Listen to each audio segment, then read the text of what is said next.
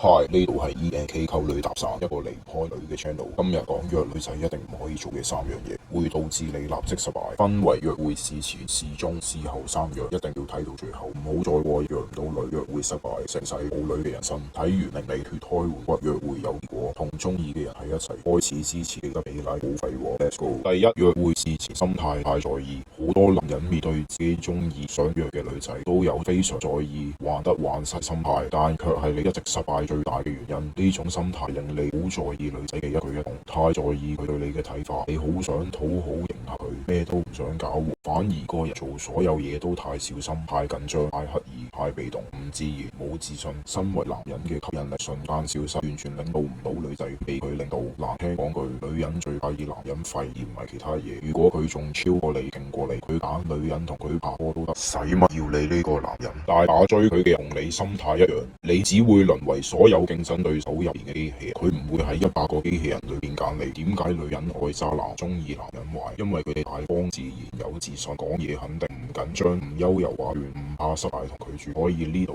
個女仔。They are the leader and alpha male。另外，好多人會想留下最好嘅第一印象，其實又係致命錯誤，因為初頭嘅印象太好，到後面一定會越嚟越悶，你好難一直維持最初嗰種美好感覺，好似電影都唔會一嚟就高潮，直到2個鐘完結。當女仔喺後面發現你越嚟越多嘅缺點，佢會後悔同你出嚟。所以第一次約會預備高級餐廳同好好玩嘅嘢係冇必要，呢啲嘢其他人都俾到佢，但你個人嘅性格、內心可唔可以真正吸引到佢，先係獨一無二，唔可以被取代。第二，約會期間太友善，傾成咗朋友。好多人覺得識女仔就係要互相尊重，從朋友做起，結果唔知點解俾人 friend 送，仲要第2條仔 flirt 佢幾句就沉咗。有冇聽過好男人做兵送禮做紳士，結果條女同第2條仔成為禮物？有時最沒有用寶藏，其實坊間大多數教溝女都係冇用，唔係我串，但如果佢哋教得有用，你都唔會睇呢條片。同女人做朋友就溝到佢，就唔會成日有 friend 送。朋友呢樣嘢佢一定唔缺，大把仔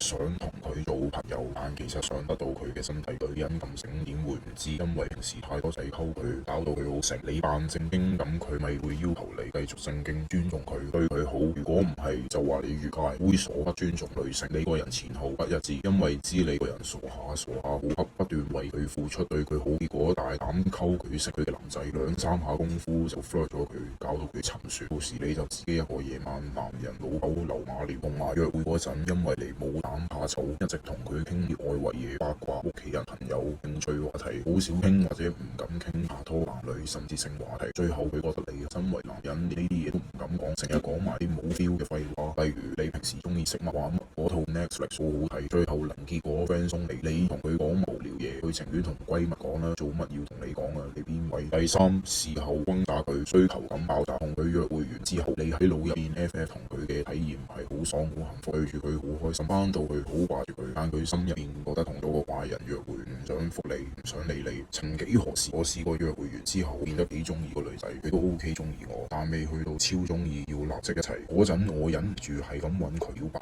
結果佢突然覺得我太撚無聊冇意思，無啦啦對我冷淡，最後忍唔住之下互 block，美好嘅體驗就此結束。就連本身佢對我有好感都會 GG。如果佢對你已經冇乜好感，你仲好似我咁做，只會炒得仲樣衰，因為吸引力只有掉下掉下先好玩。好似貓同羽毛，你劈低條羽毛俾隻貓，佢就唔想玩，但你一直揈下揈下，佢先會想要。因為人對隨手可得嘅嘢唔感興趣，只對有難度稀有嘅嘢感興趣。特別係女人太多選擇，佢唔急住揀你，你要保持神秘感，好似幻想中嘅男神都唔會隨便2-3下就俾條女溝到。逆向思維，不如等佢掛住你。當然呢條片講就容易，但好多人都做唔到同質疑，因為由細到大都係聽人哋點樣溝女，送花表白對女仔好，聽佢話係咁讚佢，就係因為你由細到大都咁，先溝唔到女。如果唔係，點解要打開呢條片？點解唔接收啲真正對你有用，打開到你個人嘅資訊？溝唔到女就請你謙虛少少，睇下人哋點做。最緊要其實都係想成功，唔